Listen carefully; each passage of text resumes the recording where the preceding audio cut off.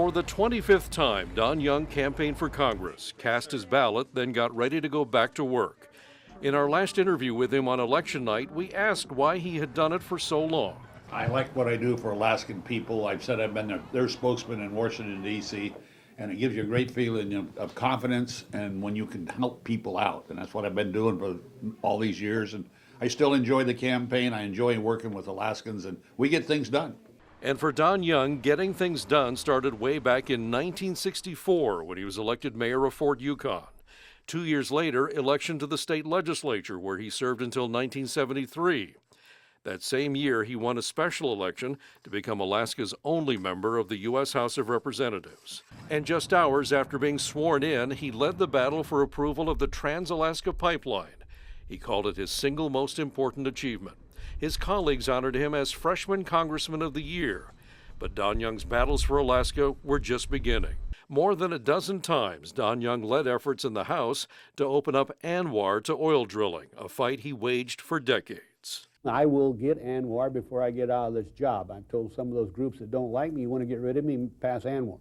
Young was also one of the main sponsors of the 1976 Magnuson-Stevens Act, which extended U.S. fishing waters out to 200 miles and established 8 regional fishery management councils to prevent overfishing. My MO is that you want something done, ask Don to do it. In 2017, Young became the Dean of the House of Representatives, the longest-serving member, and he was also the oldest current serving member of Congress. When you think about the legislative accomplishments for Alaska, there's really nothing that Don didn't lead on in the House, whether it's ANWR or King Cove, Trans-Alaska Pipeline. He's been involved with all of it.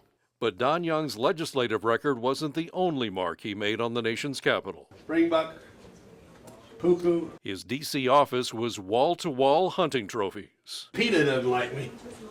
I don't understand that. Young said the unique decorations helped him keep a last frontier state of mind. It's got a reputation on the Hill to be the most unique office, and I've always said if you don't like dead eyes, don't come to my office. Sometimes the crosshairs were on his colleagues. You know, I rarely do this, but I'm deeply disappointed in my good lady from Washington. Doesn't know damn thing what she's talking about. But his gruffness often led to a quick apology. Withdraw my offending words, and to the lady, I do apologize. I get very defensive about my state. Don Young saw a lot of changes in D.C. In the last few years, he lamented the harsh and often bitter political divide. I've learned how to work across the aisle, and one of the frustrating things I see that break down now.